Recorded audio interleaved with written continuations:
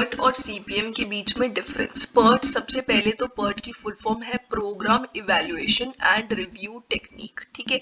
और CPM की full form है क्रिटिकल पाथ मेथड, ठीक है।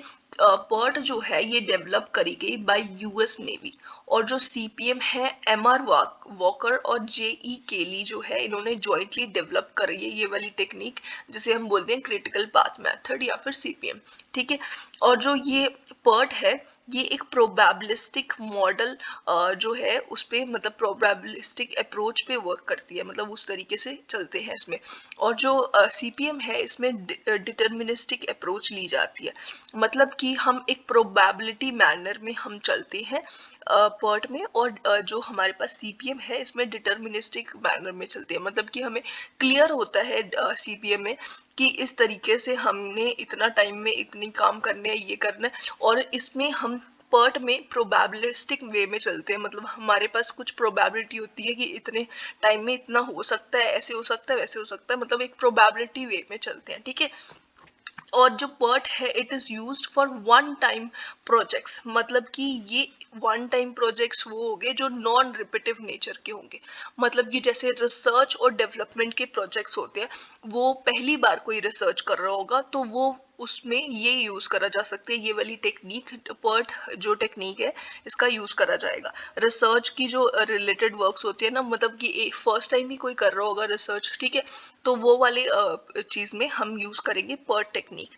और अगर एक ऐसा प्रोजेक्ट जो कि पहले से करा हुआ, मतलब रिपीटिव नेचर का है, उसमें यूज करा जाएगा CPM, ठीक है, कॉस्ट क्रिटिकल पाथ मेथड। अब ये जो क्रिटिकल पाथ मेथड है ये जो है इसको हम रिसर्च रिलेटेड प्रोजेक्ट्स में नहीं यूज करेंगे, जैसे कि बाकी जो नॉन रिपीटिव नेचर के प्रोजेक्ट्स होंगे, मतलब कि बाकी जो रिसर्च वगैरह है इसमें नहीं यूज करेंगे, रिपीटिव टाइप के प्रोजेक्ट्स में यूज करेंगे। जैसे कि हम जो प्रोजेक्ट्स रिपीट करते हैं, कंस्ट्रक्शन वर्क्स हम कितना करते हैं, बिल्डिंग्स वगैरह, कितने टाइम से ये बिल्डिंग्स बनती हुई आ रही है और इसका सबको पता है कि इतने टाइम में ये चीज़ हो सकती है, इतने टाइम में ये क्लियर है, इसकी सारी हमें क्लियरली पता है कि इसमें क्या क्या मटेरियल यूज होगा, इक्विपमेंट्स क्या क्या लगेंगे, सब कुछ पता है हमें क्लियरली, ठीक है। तो मतलब कि ये एक रिपीटिव नेचर के जो वर्क होंगे ना, प्रोजेक्ट्स होंगे, वो हम यूज करेंगे क्रिटिकल पाथ मेथड उसमें, ठीक है। और इसमें जो PERT है इसमें 3 टाइम एस्टिमेट होते हैं, और क्रिटिकल पाथ मेथड में 1 टाइम एस्टिमेट होता है। ऐसा इसलिए होता है क्योंकि जो PERT है हमें क्लियर नहीं है कि ये काम कितने टाइम में हो सकता है, क्लियरली नहीं पता है, ठीक है। तो इसीलिए हम 3 एस्टिमेट्स लेते हैं। एक इस तरीके का ले लेंगे टाइम, मतलब एक टाइम होता है ऑप्टिमिस्टिक और पेसिमिस्टिक, और हमारे पास मोस्ट लाइकली टाइम होता है, ठीक है। ये 3 टाइम्स होते हैं, इसको हम अच्छे से डिस्कस करेंगे। बट ये वो टाइम्स होंगे, जैसे एक टाइम वो वाला ले लिया जिसमें बहुत ज़्यादा हमारे पास रिसोर्सेज है, बहुत ज़्यादा टाइम है, हमने ये एज्यूम कर लिया बहुत ज़्यादा रिसोर्सेज है, तो उसके अकॉर्डिंग हम कितना टाइम में ये काम कर सकते हैं, ये वाली एक्टिविटी कर सकते हैं।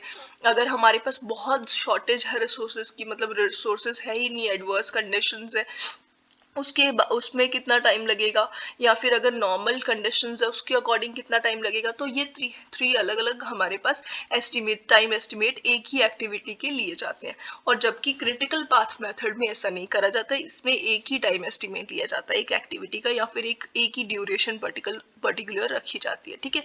फिर उसके बाद आता है कि ये PERT जो है ये इवेंट ओरिएंटेड होती है, और जो CPM है वो एक्टिविटी ओरिएंटेड होती है, ठीक है।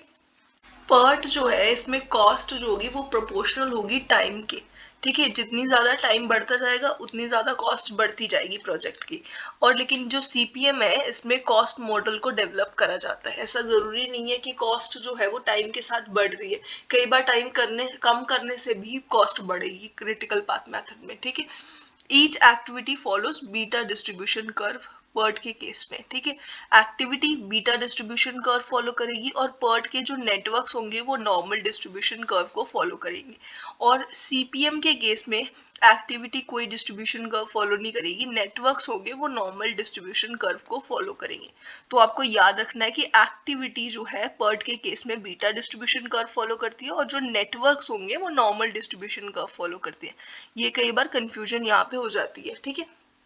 और जो PERT है इसके केस में जो है स्लेव का कॉन्सेप्ट आता है, और क्रिटिकल पाथ मेथड में फ्लोट का कॉन्सेप्ट आता है। इसके बाद जो क्रिटिकल पाथ जो है वो आता है क्रिटिकल इवेंट्स को ज्वाइन करने से पर्ट के केस में, और सीपीएम के केस में क्रिटिकल एक्टिविटीज को ज्वाइन करने से आता है क्रिटिकल पाथ।